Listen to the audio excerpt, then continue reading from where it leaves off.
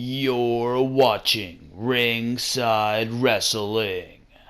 Welcome everybody to Ringside Wrestling Entertainment and the weekly episodic news show that is Behind the Mic. I am your host, Joel Perez. This is episode number 6 of Behind the Mic, where we cover all the weekly WWE news every single Saturday. So make sure to tune in every week to Behind the Mic. Make sure to leave a like and make sure to subscribe to the Ringside Wrestling YouTube channel, because we've got Raw reviews, we've got Smackdown reviews, we've got pay-per-view reviews. We're going into the Elimination Chamber pay-per-view this Sunday. I will be reviewing that.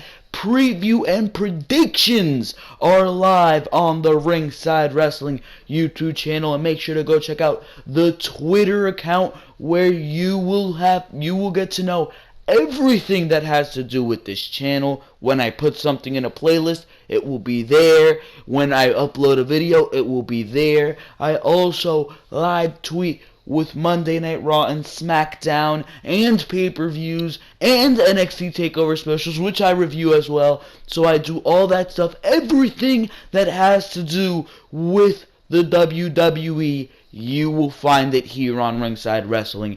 And for all your news, make sure to stay tuned to Behind the Mic. We've got some good news stories here. Not a busy week for news as we're going in to the Elimination Chamber. Most of the hype is surrounded around that, but we've got news.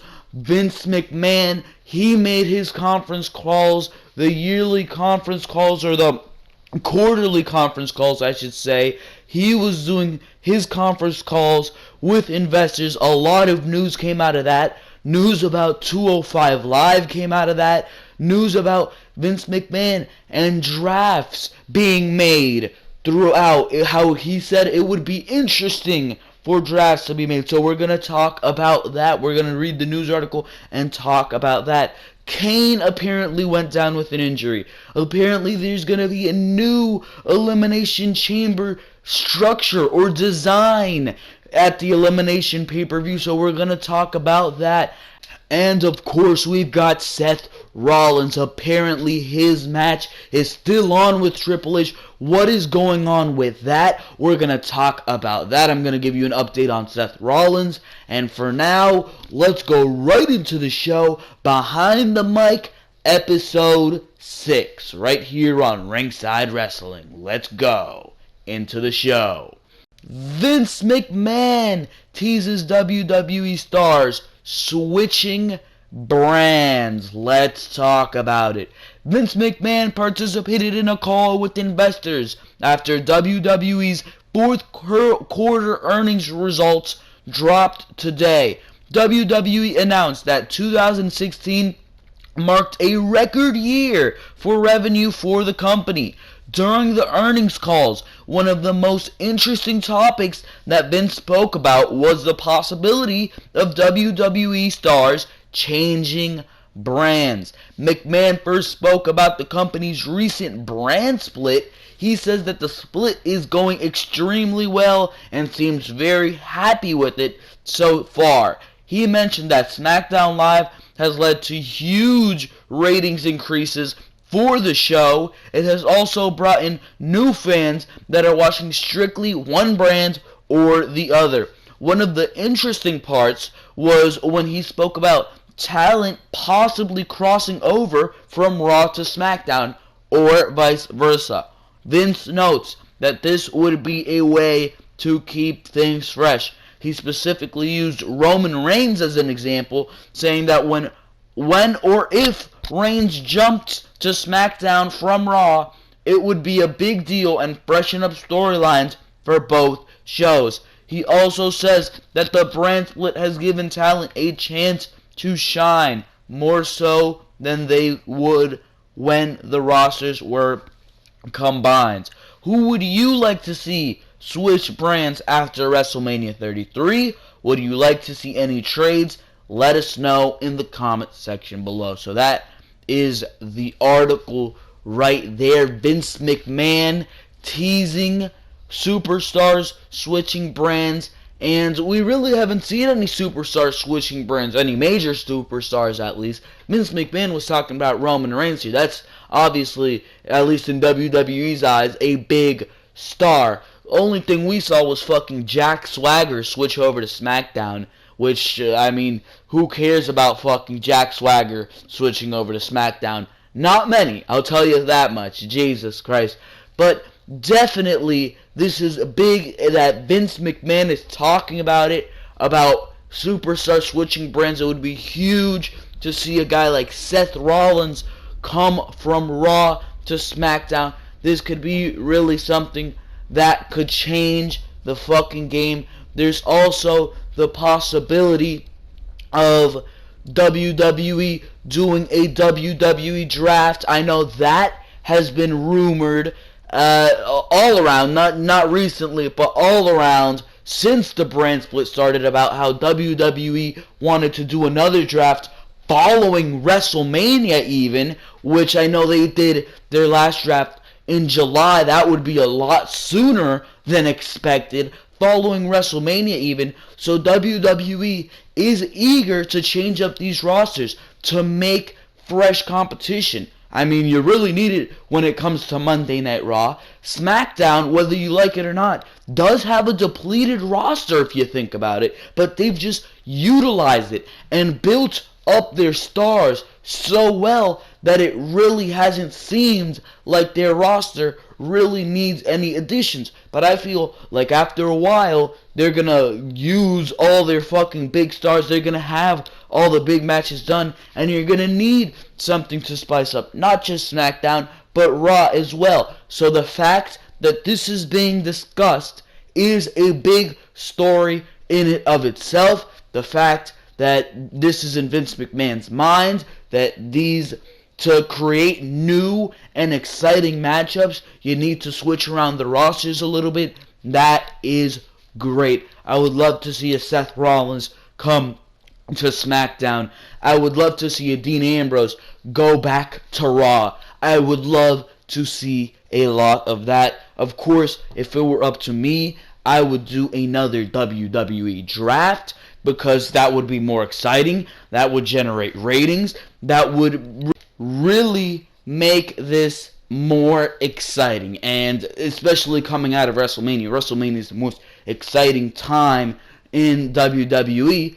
You can make the rest of the year very exciting by switching up the rosters in a WWE draft scenario. So that's what I would go with right there. And these conference calls really are very interesting. They let you know what's going on in the mind of WWE, in the mind of Vince McMahon. And we have more on that because I have a story about 205 Live. Vince McMahon was speaking about 205 Live in this conference call. Let's move on to that story right away here. Vince McMahon, 205 Live. Vince McMahon teasing huge changes coming to 205 Live. This is huge right here. WWE hosted a conference call with investors to speak about the company's fourth quarter earnings. As mentioned prior, WWE reported that 2016 marked the highest earning in the company's history, which is big news in and of itself. It looks like they are trying to expand upon that in 2017 with some big plans. One of the highlights of the conference call was Vince McMahon speaking about their big plans for 205 Live and the Cruiserweight division. There were some rumors that 205 Live and the Cruiserweight division might be abandoned soon after having less than stellar results, and that's very fucking true. The Cruiserweights have had really shit results, and it's not by any means their fault, I'll tell you that much.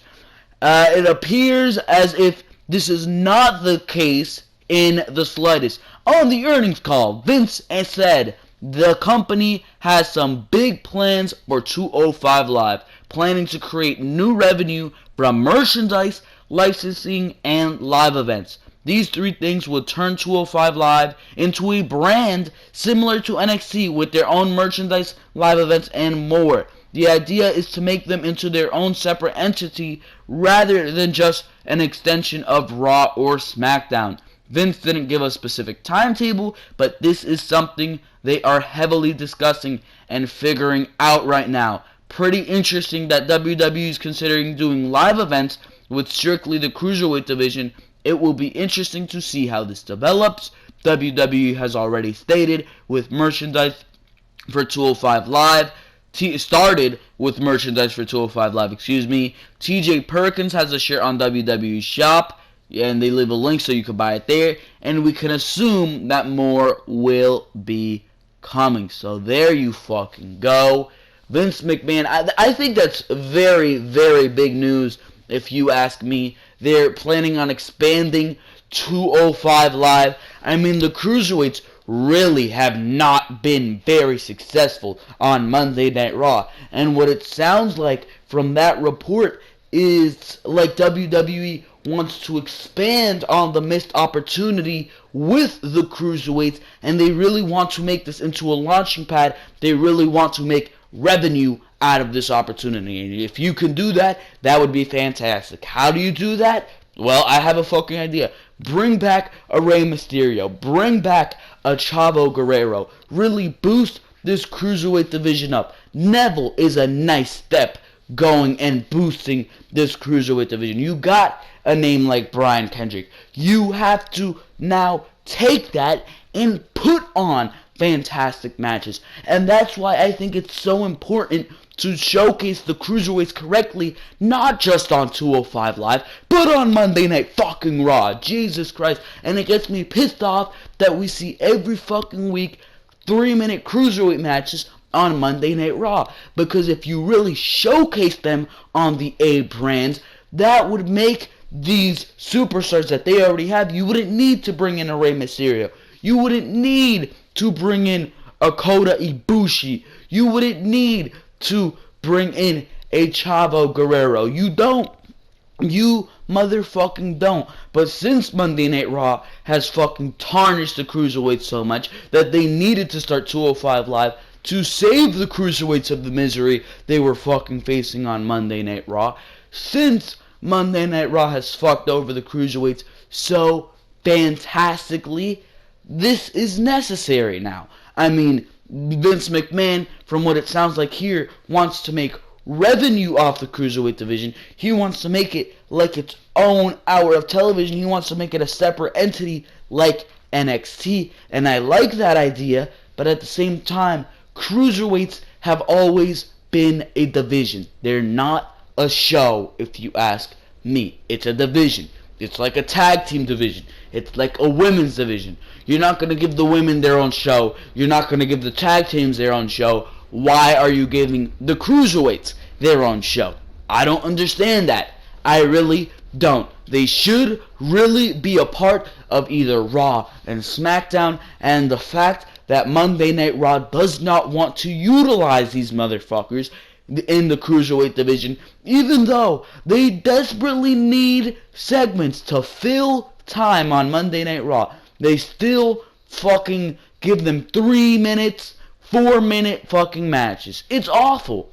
It is awful. And I feel you don't need to fucking do this. You should use the Cruiserweights to elevate Monday Night Raw, to give you excitement on Monday Night Raw, to give you fast-paced action on Monday Night Raw, to give you something different besides the Roman Reigns, besides the Seth Rollins, besides the Kevin Owens, besides the Goldberg, the Brock Lesnar, to give you something different. Use the Cruiserweights as they were used in WCW's prime to start off the show hot. But that's just not being done. And that is why WWE has to give in to fucking giving these guys their own brands. And that's great. That's great. WWE can make money off these guys. But I see them having a harder time with that now because the first opportunity they had, it was the biggest opportunity they had to get the Cruiserweight division off the fucking ground on Monday Night Raw. They fucked that up. And I feel that can still be replenished. But, I mean, the way things are going, sooner rather than later, you're going to see the Cruiserweights completely, entirely off of Monday Night Raw, or very minimally on Monday Night Raw, and you're going to see them get their own show, or you're going to see them expand 205 Live. They're going to be doing their own live events. Maybe they'll be shown on Smackdown. Maybe once in a while they'll get their special match on a WWE pay-per-view. But besides that, I think the Cruiserweights are going to launch into their own fucking show. And I mean, it's going to be a lot of wrestling. You got to consider that as well. It's going to be a lot of fucking wrestling. You got NXT. You got Raw. 205 Live, if you're making that your own brand. SmackDown. That's 4 motherfucking brands. And that's a lot of things to watch. That is a lot of motherfucking wrestling. And I don't know how WWE is going to handle that, especially considering the fact that they're looking to, or I'm hearing reports that they're looking to make a UK show for the UK tournament division that they're planning on making. They had the UK tournament. If you watched that, that was an absolutely fantastic tournament. I hear reports that they're considering making a show for that. So it's going to be a lot of wrestling. And that could be good. It can be fucking good. I love wrestling. But again, overexposure to the product can fucking kill it. Same thing that happens with WCW back in the fucking late 90s. It was overexposure to the product. You had Saturday night fucking, their Saturday fucking program. You had the Thursday fucking Thunder, and then you had 3 hours of Nitro every week. So that's 2 hours of Thunder, 3 hours of Nitro, and then however long they gave to their Saturday fucking program. So that's a lot of wrestling. That was a lot of wrestling for WCW back then. And then you had a pay-per-view on top of that. WWE could be looking to do the same fucking thing. And overexposure can kill. So I don't know. I've just been fucking listening to the death of WCW on fucking audible.com, and that's why I'm bringing that up. It's actually very educational. You should go and fucking listen to that book or buy it and read that book. Very, very good read or very good listen, depending on what platform you're listening to it from. I mean, the death of WCW, it can educate you about the wrestling product. Hearing Brian Alvarez and the people who wrote this book really speak about the downfall of WCW, and when you see WWE making these same mistakes today, it makes you kind of worried. It sharpens you to what's going on in the wrestling product, and that's why I'm enjoying fucking listening to that book so much. It is educating me about the mistakes of WCW and how they should never be repeated in a wrestling company. So I'm having a lot of fun reading that. But besides that, ladies and gentlemen, I think that's all I have to fucking say about the Cruiserweights. I don't think it's a great idea to fucking make them their own entity. Overexposure to the wrestling product. The Cruiserweights really should be a division, and I feel like they can be marketed just fine if given exposure, if given time on Monday Night Raw. Because these guys, put them in a ring for 15 minutes. Put a Tony Nese and a Cedric Alexander in a ring for 15 minutes. They'll, at the beginning of the show as well, to start off Monday Night Raw, and they will set whatever crowd you're in on fire. As long as you're not in fucking Louisville, Kentucky. Jesus fucking Christ. So that's all I have to say about that. I hope you agree with me. Comment down below. Tell me, what do you think WWE should do with the Cruiserweights going into the 2017, going into the rest of 2017? Tell me, do you give a fuck about the fucking Cruiserweights? Has WWE fucked them up? Tell me everything you fucking think about the Cruiserweight division. But for now, let's move on to the next story. And it is Kane. Kane apparently wasn't at the Royal Rumble, and he hasn't been on television over the past couple weeks because he is suffering an injury. Whether or not it is a fucking punishment or a bad thing that we're not seeing Kane on television, that's completely up to you. But Kane has been off television for a reason. Let's read the article here. Seth Rollins' recent injury is one that could have had a great effect on the card for WrestleMania 33 and any feuds moving forward. Yet he isn't the only one dealing with some physical problems though, as two other superstars are both on the shelf and they may end up missing WWE's biggest pay-per-view of the year as well. Darren Young, I didn't actually fucking know this. Darren Young, wow, look at that. So Darren Young and Kane. Darren Young is about to have surgery, which could keep him off the shelf for a while, and now we know why Kane hasn't been seen in months. With a number of open slots at the Royal Rumble, many fans thought that Kane would show up in one persona or another as a surprise entrant, but he didn't. That has led many to wonder where he is and why he hasn't been on television in quite some time. The Wrestling Observer newsletter, by way of Wrestling Inc., is reporting that Kane has been given time off and resting due to nagging injuries. It appears as if a number of problems have been getting to the 49-year-old superstar and he just needed some time to heal up. The last time Kane was seen on WWE television was back at the end of November when he faced Luke Harper on Smackdown. He picked up a victory over Harper in a rather hard-hitting match, but that was the last time the Big Red Machine appeared on TV. Kane did have two more matches at house shows on December 3rd and December 5th as he teamed with American Alpha to defeat the Wyatt family, but that is it.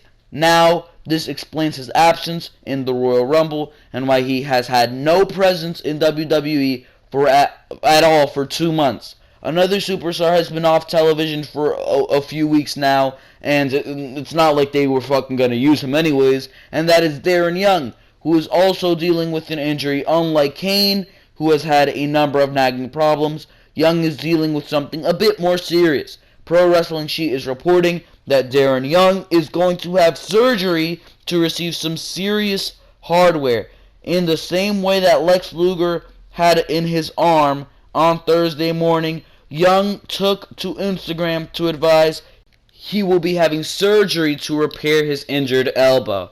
So there is quite a bit of an injured list in the WWE. It's not a fucking major one besides Seth Rollins. But I mean, you got Kane there. Kane could be helping out on SmackDown. Darren Young, who I'm sure WWE had fucking no plans for. So that's why Kane hasn't been on television. I really have not much to say about that one. I mean, it isn't really a treat to see fucking Kane on television.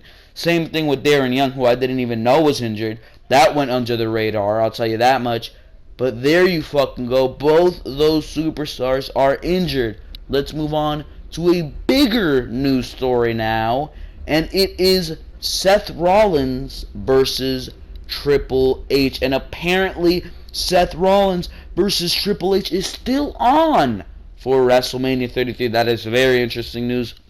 It doesn't look like Seth Rollins will be missing out on WrestleMania 2 years in a row after all. While he has a torn right MCL, the Wrestling Observer has reported that the Architect should be ready to compete at the show. The company is going to be moving forward with the belief that he will be ready in time. Initial word was that he could be out of action for up to 4 months. On Raw, the announcers put over that Rollins appearing at WrestleMania was in serious jeopardy. Luckily, it seems that his injury is far less serious than the one he suffered in late 2015. However, there is a bit of bad news, as it sounds like Rollins versus Samoa Joe will not be happening at Fastlane.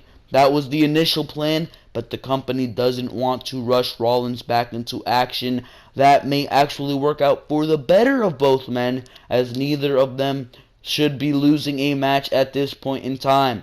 Rollins versus Hunter Hearst Helmsley has been many months in the making, so it's great for the company that they'll be able to deliver it. Hopefully the match is able to live up to the hype. This is fantastic news. Seth Rollins is going to be able to make it back. That's the latest on Rollins, that he will be able to make it back by the time of WrestleMania. I really wouldn't risk it. I would have Rollins miss WrestleMania. I mean, those 2 knee injuries sound very serious, and the risk of having Rollins injure it again. I mean, Rollins is one of their biggest stars.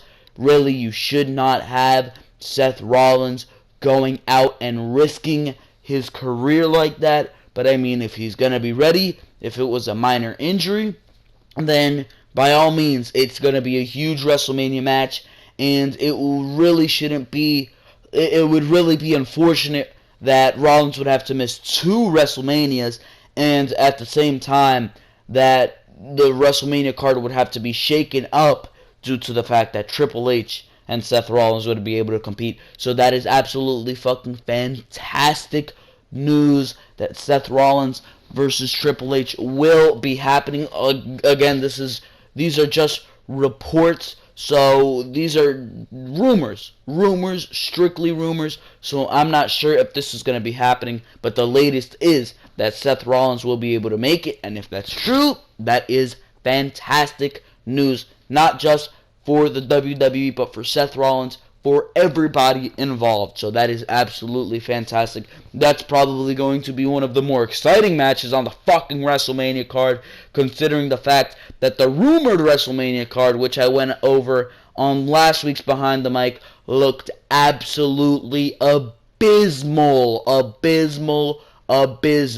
And I'll say that 15 more times if you need me to. So there you fucking go, ladies and gentlemen. That is the latest on Seth Rollins going in to WrestleMania 33. Let's move on to the next and final news story of the week, and it is about the Elimination Chamber, and apparently there will be a new Elimination Chamber. They will be making a new Elimination Chamber. Let's read the article here. WWE has casually been referring to this weekend's WWE Championship match as an all-new Elimination Chamber structure on Smackdown Live.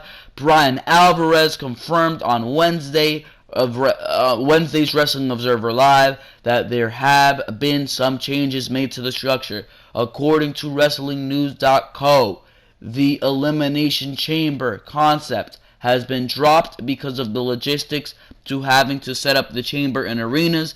Many arenas have a large scoreboard hanging above the ringside area, and it was tough to set up a structure that large because it has to hang over the ring during the undercard matches. The chamber structure, once it's set up, is set to weigh about 10 tons. Damn. What kind of structure would you like to see? What type of changes would you like to see the chamber structure undergo? Not many. It's a pretty sturdy fucking chamber. I like it. As long as there is no electric chair in the middle of the ring, we should be fine. So, there you fucking go. Elimination Chamber going to be a very exciting pay-per-view. I don't really know what the fuck type of changes they're going to make to the fucking Elimination Chamber. I mean, are they going to make it smaller? I don't want to fucking see that. Are they going to do some shit with the pods? All I do not want to fucking see is they fucking spray paint that shit blue. Because I wouldn't be fucking surprised if WWE, some fucking goon in the back, was like, why don't we paint it blue? It's Smackdown, right? And the next year, if the fucking chamber is Raw, they'll paint it red, right? That's the only fucking change I don't want to fucking see. But as for what changes they can fucking make, I don't know. But, I mean, it's going to be interesting to see the new Elimination Chamber. It's going to be very interesting to see it, as a matter of fact. And it's going to be an interesting-ass motherfucking pay-per-view as well. So, the Elimination Chamber coming this Sunday. I did a preview and predictions video of it. I will be doing a review of it.